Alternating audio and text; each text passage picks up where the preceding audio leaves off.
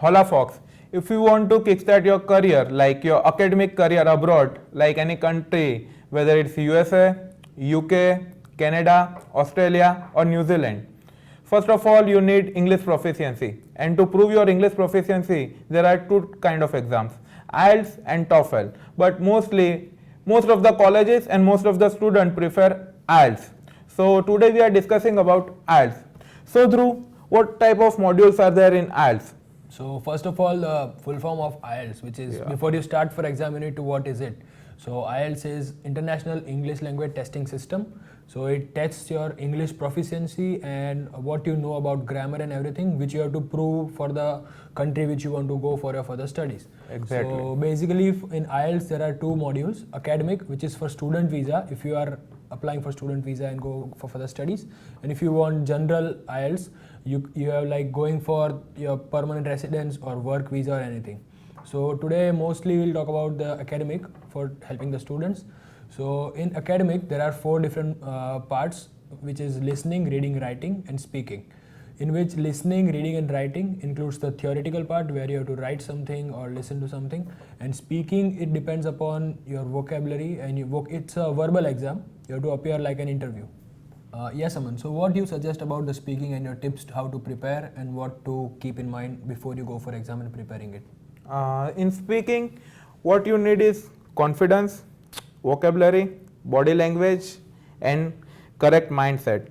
The biggest problem is that many students, like I have seen most of the students, not many, most of the students make is that they play in the limited boundary. Like you are given a small ground, you have like 50 or 100 topics which institute are providing and you just focus on that. That is not the way. They check your storytelling skill and how fast you react, how fast you reflect, and how you can tackle any questions. So that is the ability you need to prove in speaking test. Now going further, the second part is reading. So Dhruv, how they need to prepare for reading?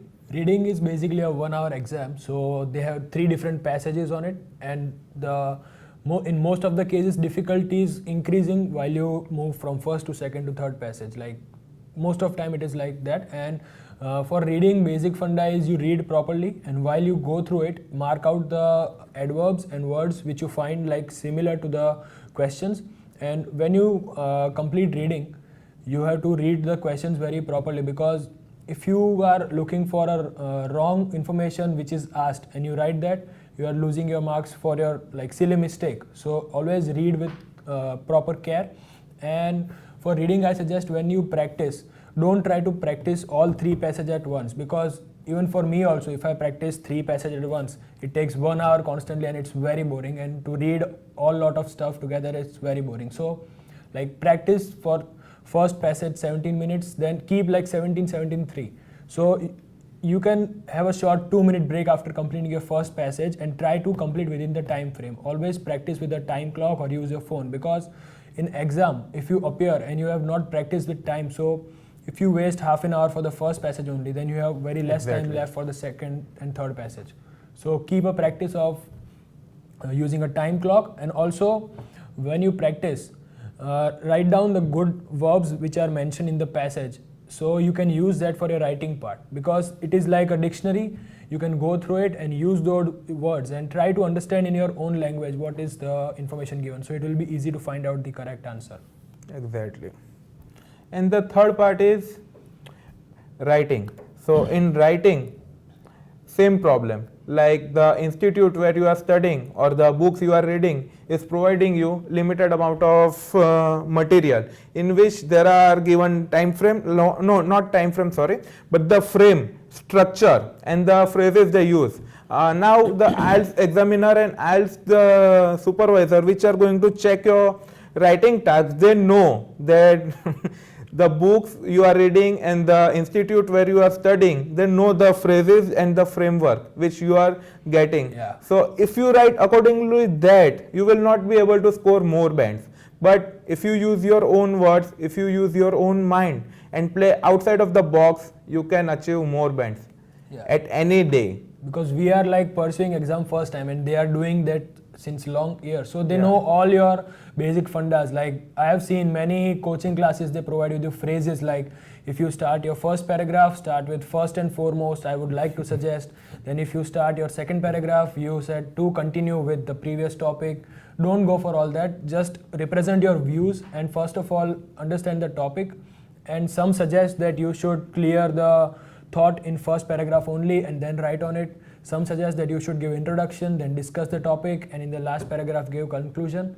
So it depends upon you what you write and what language you use. It doesn't depend on when you give your conclusion in first paragraph or second paragraph. Okay, Dhruv. So we have discussed about speaking, writing, and reading. The fourth is listening. Like they will check our speaking ability. They will check how we are reading. They will check about how we are able to listen. So they are checking that whether we are able to communicate in writing mode, in speaking mode, vocabulary. Yeah. So what about listening? Listening is a half an hour exam, and it's a bit fun too because you are having a earphone on your head, and you have to go through audio visual, only audio, and there is like two people talking between them, and we have to pick the information which is missing, and they give a sheet of paper which has questions, fill in the blanks, true, false, yes or no, different types of questions, match the following. So on the basis of the audio which is being played, you have to pick out the correct information which is relevant for your answer. So it's like whether you can capture the missing part or not within the conversation. It basically between two people or a group of people, they like plan for holidays or a classroom conversation between the professor and students and many more. Okay, so there are like these 4 modules and student need to focus on that while preparing. So going further, like what if like I am appearing for IELTS and if I fail in the one attempt, like students are failing. Like I have seen many of my friends who are here with me, they have given IELTS for like 3 times, 4 times, and they are here. But the problem people are facing is that what you are saying is 10,000 rupees or like $200 for another attempt. But what you are putting at stake is your career, your life. You want to kickstart your career abroad in another country. That is the dream of like 80% of people. And you are going to fulfill that. And for that you are not able to take the one more chance. Come on, you can do it. But the problem is that many students are wasting rupees in rechecking and that kind of stuff. What is that? I have also heard a lot of like students, they say that I have not written so bad, they are giving me 5 bands or 5.5. So they go for rechecking. I suggest that never go for rechecking because as per my knowledge, it takes like 2-3 months to give your result and they charge 9,000 approximate fees.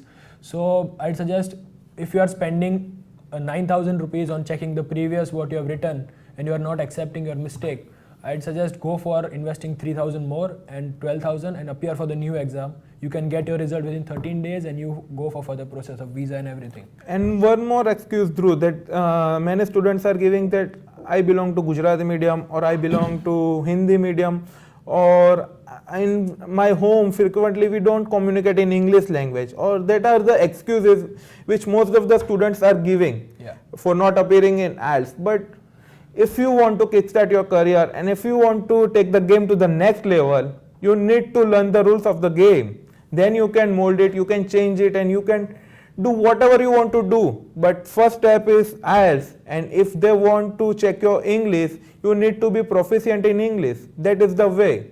And giving one more attempt is not a big deal. Nobody cares how many attempts you have given. Once you land in that country, you can do whatever you want to do. You can live life on your own terms. Yeah, and there is not an excuse like I'm from Gujarati medium, Hindi medium, or any medium. It is not an excuse because, as we can see, like English is like all over the world. Many countries have English there, so there is no excuse, and it depends upon you how you practice and how you like make it possible. Even we are a Gujarati and we are here. It's not an excuse that you don't know how to speak English well. You can do mirror practice also, and many more details are there. And English is a language to communicate. It is not a barrier, so don't take it as a barrier. And what we can do to help students, like, do you have any other plan? Because I was thinking about making one website for particularly IELTS, which help most of the student, and in which we will not provide any phrases or any framework which most of the institute are providing. That's everything old now. Yeah. So let's come with something new. We can like give, you can email us or anything. If we get a proper amount of email requesting for a website and our help, we are surely going to do it. Yeah, because it takes lots of time and energy. Efforts, yeah. And if we are investing that much energy and time, we need that much feedback. All we need is your feedback, nothing else. So if you like our video, you can like our channel, you can subscribe to my channel, and we can go further. And if you have missed the part in the previous videos in which we were discussing About about, the college selection after you come here and which college you should go for. so that is also helpful for you. So have fun, give wild and rock it. Best of luck. Thank you.